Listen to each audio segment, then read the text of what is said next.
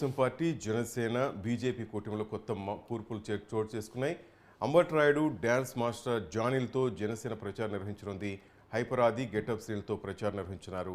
టీడీపీలు ఇప్పటికే బాలకృష్ణ అట్రాక్షన్ ఉండగా త్వరలో సైకిల్పై బాలయ్య కూడా 11 హిందూపురంకు సంబంధించి అనంతపురం జిల్లాలో 11 నియోజకవర్గాల్లో ఆయన సైకిల్పై ప్రచారం నిర్వహించనున్నారు.